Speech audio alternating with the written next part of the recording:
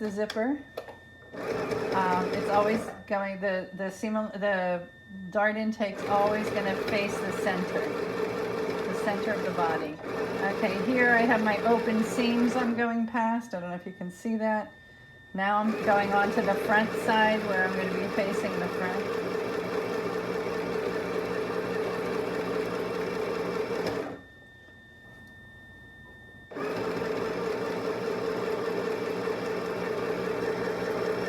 I have pins in here, so I'm going to pull them as I'm going over it. I don't like to sew over pins. Be careful as you're doing this to keep rolling your piece around, making sure you're not catching anything underneath. Okay, so ultimately, once I have this finished and I zip my zipper back up, once I zipper this back up, this should match up perfectly, and it does. So I want this, where this is and where this is, to match up perfectly. Okay, so once I have that and I'm comfortable that I've sewn it nicely, then I'm going to go to the iron and I'm going to press my seam allowance up. So now, what I was talking about before is I want to take this area that is the extension side. It's the part that has the longer, this 1.5 inches left at the end. Actually, it's 2 inches at this point, but it'll be 1.5 inches when we're done. So, and some of you the last go around didn't get this part very well, so watch closely. So I'm folding this in on itself, okay? So it's right sides together of the waistband, and I'm gonna pin this. So what I wanna do is I wanna start sewing right here, right where the zipper ends, and I'm gonna go along here and pivot and go up. So I'm going to create that the inside of that waistband has a nice clean finish, the inside of that section. So again, I want to put my needle right into that first spot, and I'm going to go back and forth, get to the end,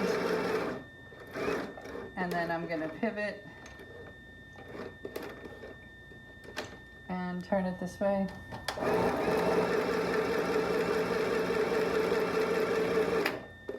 Okay.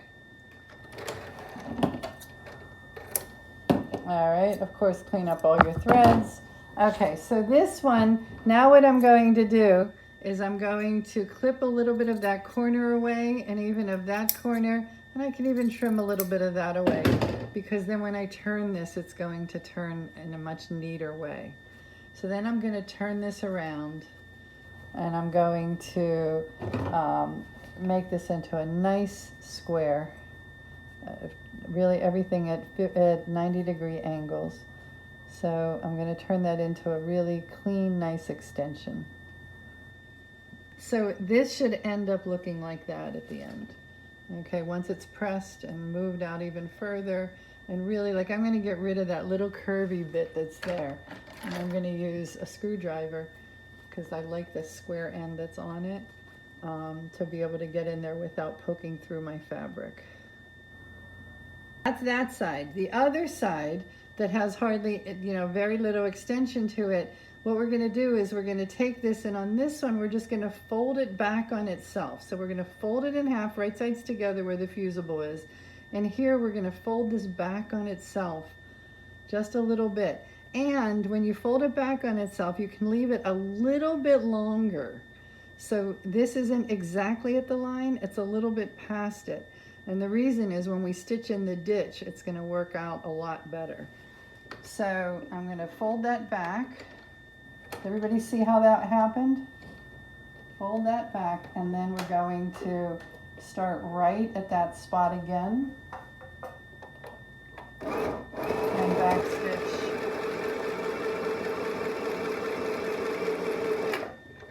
And that's going to give us the one end that's right exactly where the zipper is, and the other end will be our extension. So once again, once you know that you've done this correctly, you can trim away some of this excess. So trim it away, flip it back over, and it should end right where your zipper ended. So now, when our waistband is finished, this is going to come over and just finish perfectly on that edge, right? Here I can see I can push this out further, and pressing, of course, is going to help a lot. So once you've gotten it to that point, you're going to go back to the iron and you're going to press it. Get all these edges really nice and clean like you wanted to. So when you go over to the iron, you can press this piece, you have a 1/2 inch here, but you can even do it a little bit skimpier than 1/2 inch so that it goes past your seam. You see my black seam, and this is why I'm working in black so you can really see it. If I fold this to here and I stitch in the ditch, I'm going to miss it. So I want to make sure when this is folded, it's just a little bit, just a hair longer, right? So when you press this, make sure that you don't see that seam line anymore. Okay, so you're going to prep it, you're going to press it, and then from the front, you're going to turn it over and you're going to stitch in the ditch. All right. If you choose, you don't want to do it that way, remember you can top stitch or edge stitch. You could stitch in the ditch is going to be in that groove in between the two, right? But you also could, if you want, just edge stitch very close to the edge on the waistband portion. That's always going to ensure that you're going to catch it.